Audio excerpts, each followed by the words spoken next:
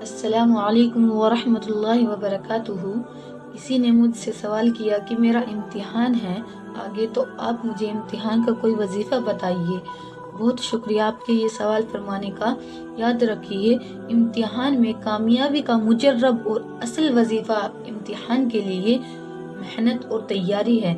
اگر آپ یہ سمجھتے ہیں کہ آپ نے کوئی تیاری نہیں کی، آپ نے کوئی محنت نہیں کی، بس آپ کوئی وظیفہ پڑھ لیں گے تو رات دماغ میں آپ کے وہ چیزیں آ جائیں گی، ایسا نہیں ہوگا۔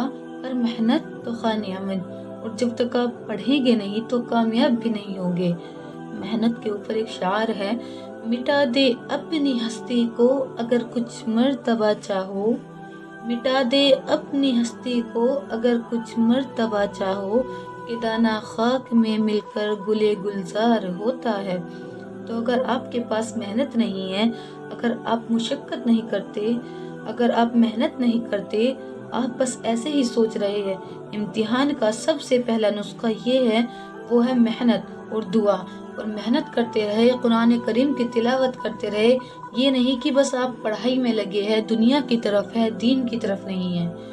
نمازیں بھی پڑھے، تو جب آپ انشاءاللہ تعالی تمام محنت کریں گے اور رات کے خاص حصے میں جب آپ پڑھیں گے اور نیت رکھیں گے کہ انشاءاللہ تبارک و تعالی اللہ تعالیٰ مجھے کامیابی عطا فرما دیں گے، تو اللہ تعالیٰ آپ کو ضرور کامیابی عطا فرمائیں گے، کیونکہ اللہ تبارک و تعالیٰ کے اوپر بندہ جیسا گمان رکھتا ہے تو اللہ تعالیٰ اس کے گمان کے مطابق اسے عطا کرتے ہیں۔